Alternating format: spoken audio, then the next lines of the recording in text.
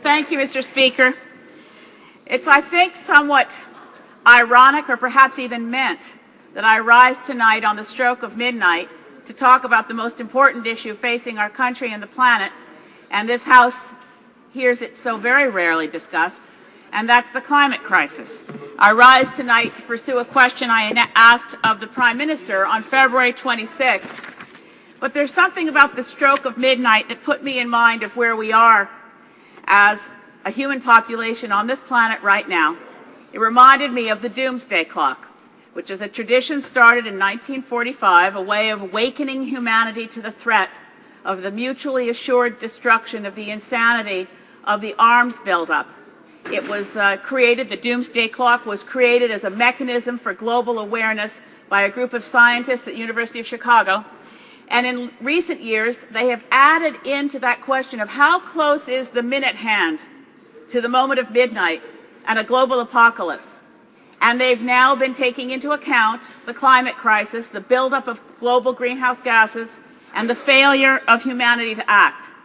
That link between nuclear threat and climate was also enunciated very clearly in the first global scientific conference on the climate issue, which was the first one to be fully comprehensive in public, which was held in Canada, June 1988. The consensus statement of over 300 scientists there was this, Mr. Speaker, quote, "Humanity is conducting an unintended, uncontrolled, globally pervasive experiment whose ultimate consequences could be second only to global nuclear war," unquote. So the clock is a little past midnight here in the chamber, Mr. Speaker, but the doomsday clock set by this group of scientists has now been placed at 5 minutes to midnight based on the failure to act to confront the threat of the climate crisis.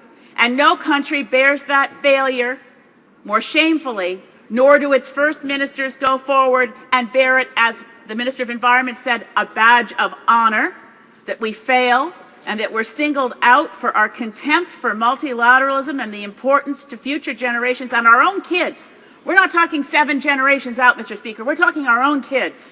And we are failing them on a daily basis in this place when we let climate change go by the boards and only be raised now and then as a sort of absurd Punch and Judy show between one side of this House claiming the other side wants a carbon tax and the other side saying they don't.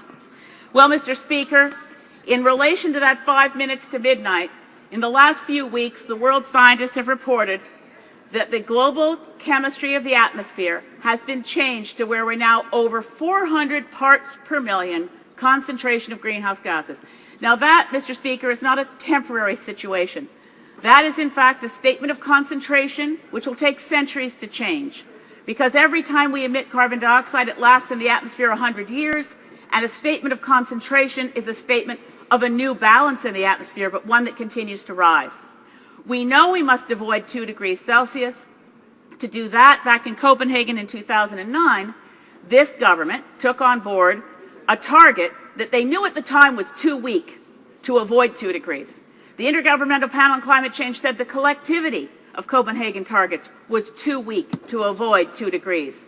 And yet, every day in this House, if the issue comes up, we hear representatives of the Conservatives say that they're on track to reach Copenhagen targets. As I pointed out on February 26th to the Prime Minister, Environment Canada's own figures make it very clear that by 2020, this government will have completely, totally failed to meet the weak target they set. It's not acceptable. It's time for real climate action. The Honourable Parliamentary Secretary to the Minister of the Environment. Well, yes, Mr. Speaker, indeed it is the stroke of midnight. And at this hour, I'd like to dedicate this particular adjournment proceeding to Lee Johnson, who time after time sits in the House in the lobby and who has a personal passion for climate change as well. You know, Mr. Speaker, it is actually our government's policy to deal with this particularly pressing issue, Mr. Speaker.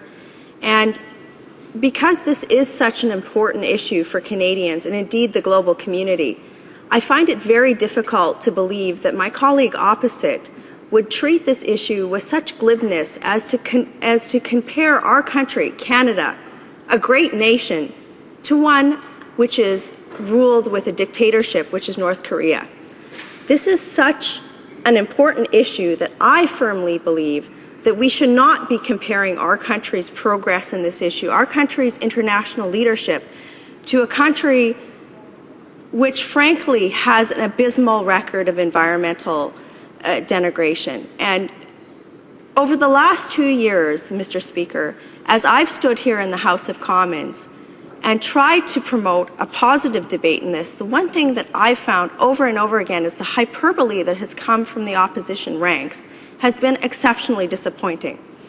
So when my colleague opposite compares Canada, a place where we have doubled the amount of protected lands in this country by 50% since our government came to office, since Environment Canada scientists have shown a decoupling of the growth of greenhouse gas emissions with the growth of the economy. In fact, Mr. Speaker, it's been through our government's efforts that we've seen a reduction in the growth of greenhouse gas emissions while our economy has continued to grow.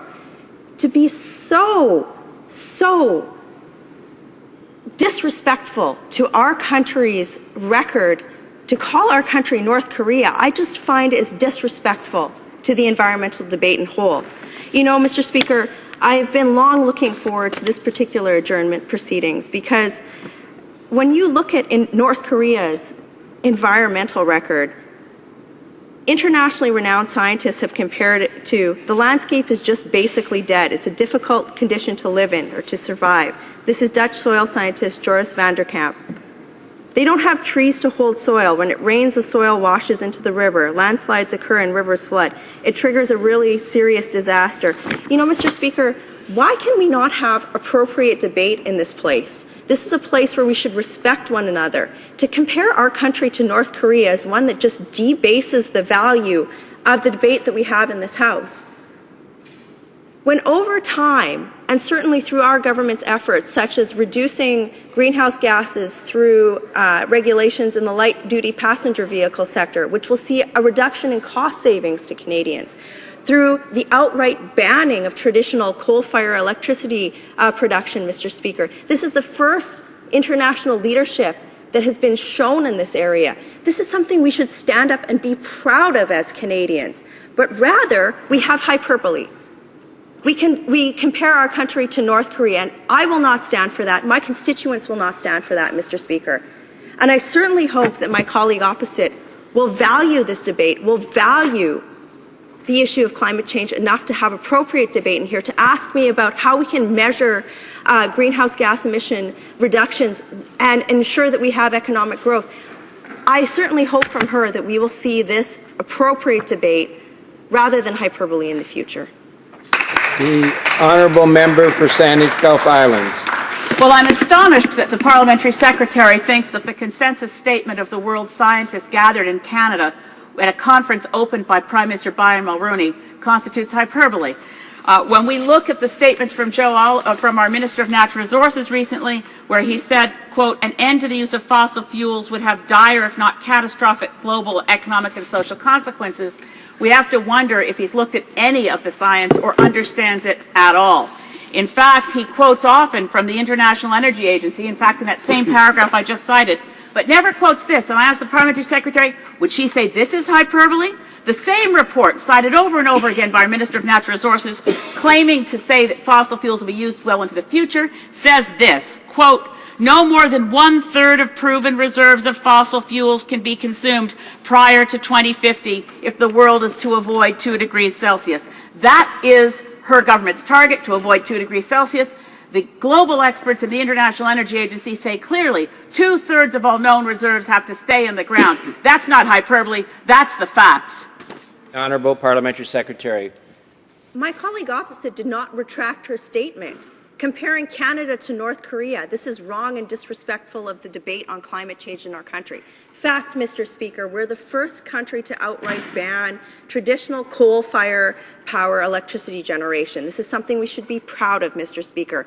We've introduced regulations on passenger vehicles which will reduce greenhouse gas emissions, Mr. Speaker, in a tangible way.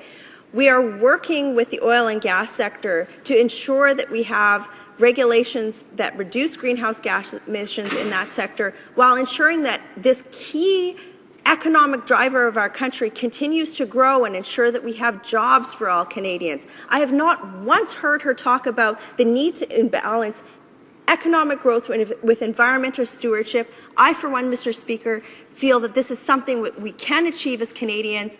I do believe that we can respect the climate change debate, ensure that we transition to a low-carbon economy, but we should be having that debate and not be comparing our country to North Korea.